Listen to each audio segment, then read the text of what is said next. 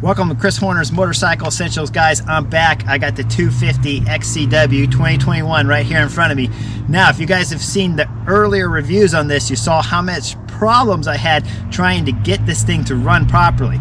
Well, finally they got it to run properly, somewhere around 45 hours, I believe it was, and it was the crankcase pressure sensor. Now, I'd had that changed before, so clearly when they changed it during all the different repairs that they did to this bike to get it running perfect, they must have put another one in that was faulty. And once they replaced that again and put in a fresh one that worked proper, this bike has ran magical ever since then. Now, just like I was saying in the earlier reviews, at the 10-hour reviews, the 20-hour reviews with this 250 XCW, it is a magical bike. It rides fantastic. It has great power. Not that crazy power as a 300, but still enough to lug you up the big climbs, but still not overborne power. Now, that XCW frame itself feels super nimble. When I compare it to my TX 300, which feels a little bit fatter, a little bulkier, and a little more monstrous compared to this 250 XCW, this feels a lot in comparison to the TE 150 that I have. It's just a small jump up from that, and now gives you power going up all the climbs when you twist the throttle, but nothing so much when you compare it to, say, like the 300s. Now, one thing I like about this 250 is that with that step coming up from the 150, I thought the 150 was a perfect beginner bike to learn on. This 250, I think, would be perfect, say, if you're 180 pounds, you're a bigger guy, a lot more muscle, because keep everything in perspective.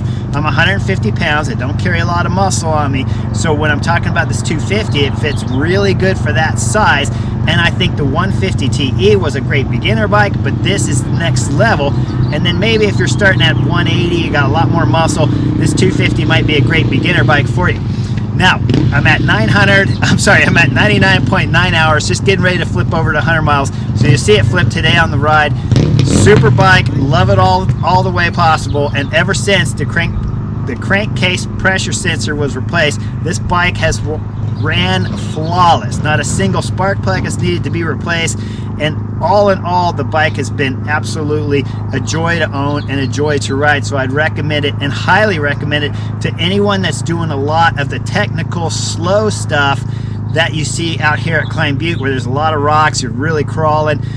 Because it's the XCW model, it has a steeper head angle, and that's allowing it for all that real super nimbleness that the XCW gives. But when you're up at speeds, when you're 4th gear, 5th gear, wide open through the whoops, that's where you'll feel this XCW be a little bit twitchy in the front end, and where if you're riding faster stuff, you might prefer the XC model over an XCW. But for the slower stuff, for beginner riders, this XCW is something magical and is always a joy to ride every time I throw a leg over it.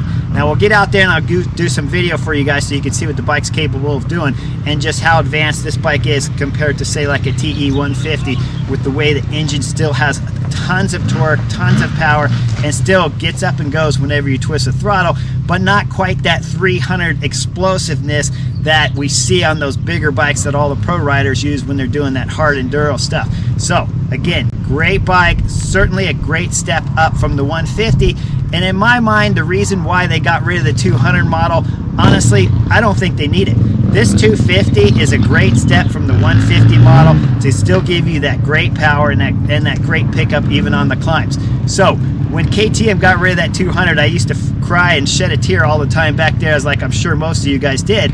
And then once I bought this 250 and rode it, it became super clear, crystal clear actually, why they no longer needed that 200, because this 250 is the 200 killer and makes that 200 extinct now, because the power here is really manageable, still great power to climb, but not explosive like the 300. So if you're looking for something not quite a 300, this is the bike to get. Now let's get out there on the trail and I'll show you what it can do. All right, guys, Garrett's riding 2022 Sherco 300 SE, and of course the 2021 250 XCW KTM. So we'll go out and flip this over and call it 100 hours by the time we come back review.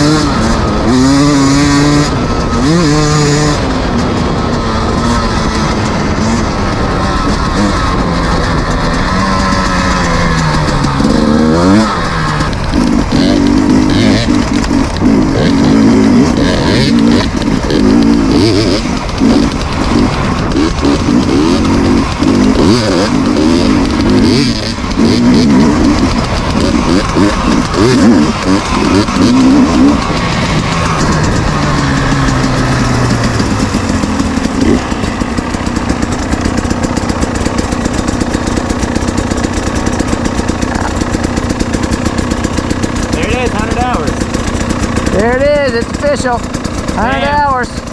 Alright. Alright, so this thing's got plenty of pulling power right from the bottom.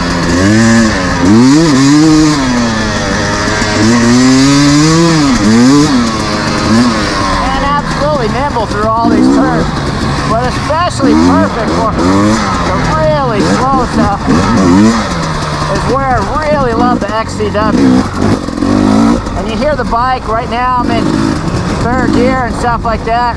There we go, that's first gear, second gear. All right, there's third gear right there. And then watch, no problem taking off. Still got plenty of power with the 250.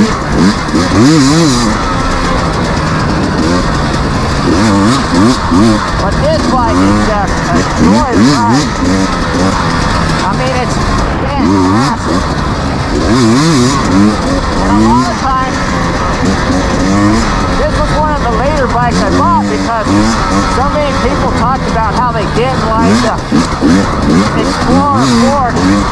But I think it's great. Like, that's amazing for this really rough, rocky stuff here that we're in here at my Butte. And I like the sharper head tube angle too, 100% when you're into slow crawling stuff over the normal head tube angles of, say, the exact fork suspension.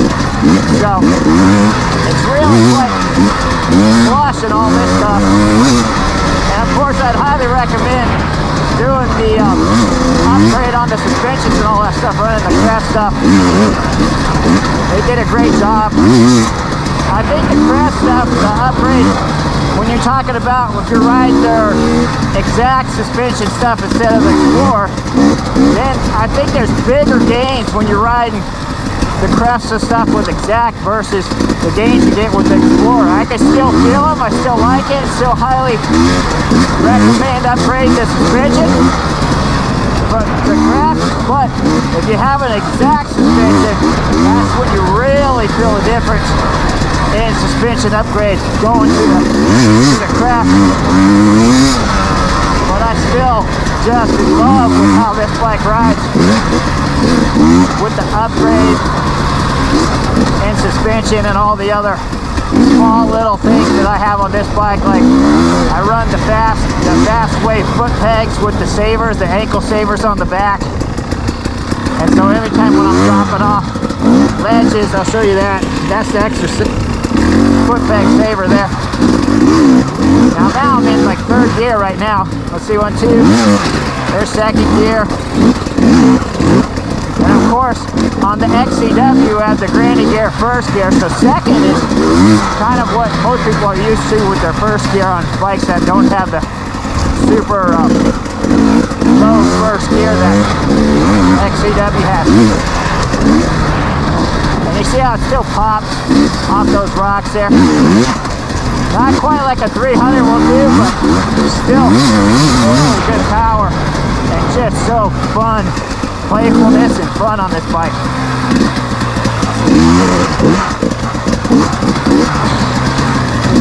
I've been riding the 4-stroke before the review here because I was getting the suspension updated with new oil, and it was over like 70 hours on the old suspension. So Now I'm back on the 200 here for the first time for you guys' review. That's why it looks so pretty. They've been sitting in the garage and did a little bit of garage work service done over at Craft to replace all the oil and the bushings and stuff.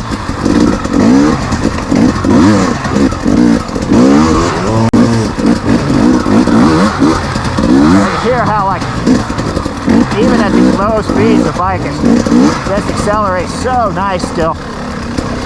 Something that the 150 lacks, but not so much where it's a big jump from the 150. If you're a bigger guy going this size bike, it's a good solid choice.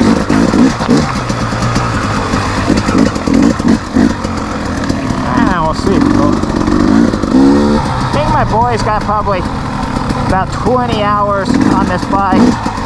I got probably the next 70 and then maybe another 10 is done by the dealer and stuff back when we were having problems with the crankcase pressure sensor.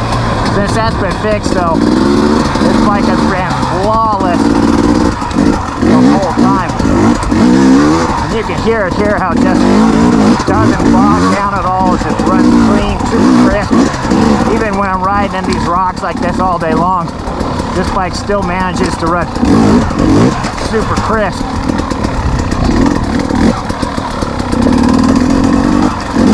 Which is what you gotta have. I mean, if you're gonna ride in this stuff, the bike has to run crisp, otherwise you're gonna come up short. Anytime you're twisting the throttle to get yourself out of trouble in this bigger rocks, your bike comes up short, it's gonna get painful real quick when you hit that next rock and you can't clear it. Alright guys, so some little bit of bling on the bike. Of course, like I talked about, the Fastway pegs with the savers right here. Those are fantastic, amazing. I don't run the sharp pegs on the rock bikes anymore though. They work so good I can't get my foot off when I run these super sharp pegs up front here and I'm in the slow rocks. But I run the sharp pegs when I'm these sharp ones right here. I run these on the 4-strokes because whenever you're going fast and flowing through the whoops, the sharp pegs are amazing, or over the big jumps when you're catching big air. But I prefer the non-sharp ones here when we're on the rock bike, just because I can get my foot off the pegs easy when you're going super slow. And if you do happen to run these sharp ones, they tear through your boots incredibly quick, so you have to replace the soles often. The protective gear up front for the front brake from Enduro Engineering. The bullet protection back here for the chain guide. Run the little clamps here so that if I hit the levers they'll flex, and of course the arc levers are pretty unbreakable to begin with, so you're good there. FMF pipe, FMF silencer, run the TM design protector back here on the brake, rear brake, and of course the disc guard. Like I was saying, recluse clutch cover. It's not a recluse clutch, just a cover because it's more bulletproof than factory. But when I ran the carbon up cover, again, it just stuck out a little bit further than this and made it a little bit harder to find the back brake. Trail Tech fan, temperature gauge, Craft rear suspension. We run the X-Trig sag adjuster. You can adjust the sag on this incredibly easy. You just need, I believe it's an 8mm T-wrench in there. You spin it and you can adjust the sag up and down in seconds. This is a must-have on bikes, especially if you're sometimes have a backpack, sometimes not. You can adjust your sag really quickly, or if you get a bigger riders and you're sharing the bike, that's a great aftermarket. Let me think what else is up here. Of course, run the bulletproof radiator guards. That's a must. Skid plate. I believe this one is the, which one is it? AXP. AXP. The Enduro one, so it's thicker. Yeah, then the super thick one. You can see the thickness of this. What else do we got on here? Of course, protecting all the fork tips from the rocks. That's a must-have. Does have a different headlight, aftermarket. If I remember right, this is aftermarket KTM headlight. You can get this straight from their KTM store.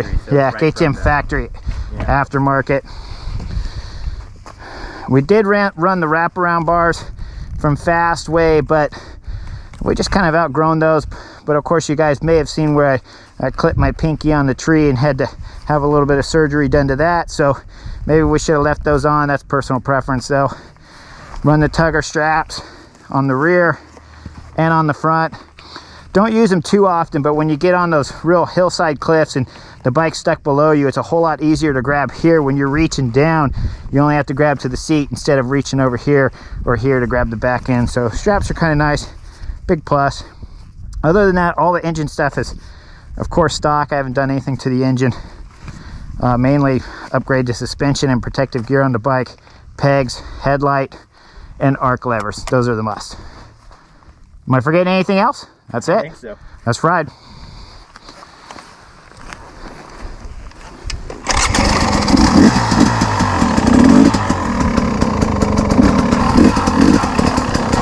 See, this super crawling stuff when those rocks are stopping the front wheel. The bike's just so much better balanced than other bikes I've ridden. That's what I really like about it when I'm just, this is first gear, barely moving, as you, of course you could tell from the video. And when you're just hitting these dead block rocks in front of you, it's so nice to have the bike balanced because it's so easy to keep from having to put a foot down through this super slow stuff. And then with the granny gear, wow, the granny gear is just a big time plus. And of course, 250 motor, more than enough power to do a little pop off the rock like that, like you want.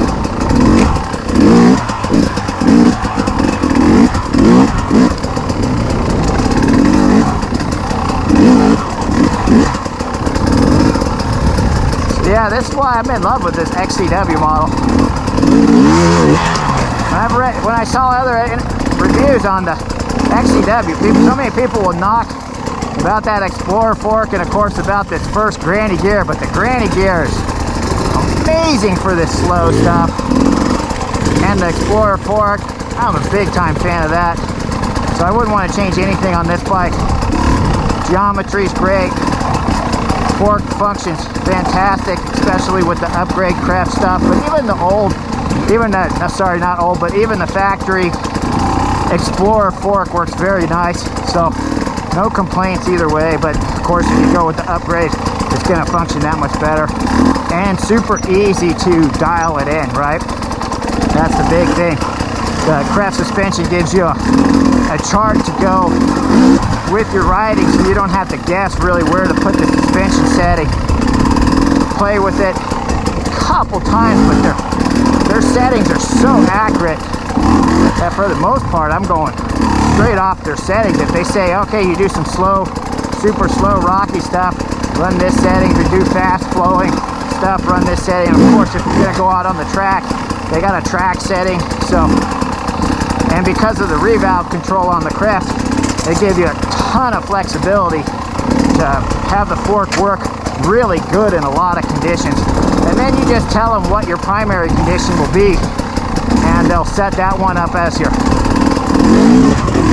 most used one, so the preference for you will be that. But you can still get the bike really usable and all the other faster settings too, even though I told them, I said I wanted to set up for this rock stuff.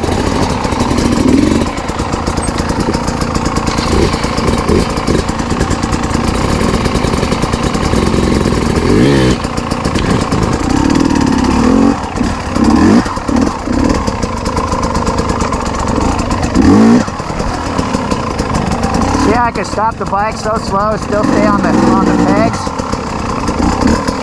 That really is the difference with the XCWs. They do make it a whole lot easier.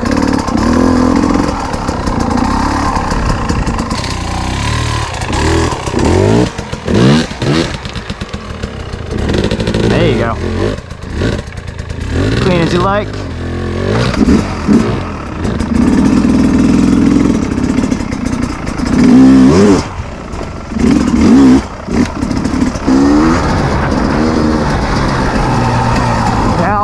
Issues. I knew this bike was fantastic, so there's no way I wanted to turn it back in. But wow, did it give me some problems when the crankcase pressure sensor wasn't working correctly. And you see it now and ride it, and you're just in awe of how easy this bike is to ride, how the 250 power. One thing I didn't bring up, very important too, very important, one thing I didn't bring up when I'm talking 250 two strokes XCW. I don't want anyone to mistake this bike as a YZ 250 or one of the old MX bikes. Even the YZ250X, I've ridden a couple of those. The bike, the engine hits incredibly hard. This 250, don't be mistaken with this motor, because this motor is really exactly what you want for this kind of tractability and the power not hitting incredibly hard. It hits exactly right for my level of riding. I got 6-7 years experience, ride quite a bit during those last 6-7 years, and this bike is perfect. And every time I've ridden a YZ250X, it's always too much power, too much lift, too much front end coming up, too much back end hitting so hard that it's spinning out and going sideways on you, versus this 250 XCW, smooth power. So I don't want you guys to mistake this 250 for what an MX 250 two-stroke does, because that's a completely bike than what we're looking at here under my legs at this moment. This bike is refined, beautiful, and does exactly what you want it to do as a 250. Nothing like those MX track bikes where it just wants to lift the front wheel and break the back wheel loose left and right. So amazing bike here with KTM 250 XCW.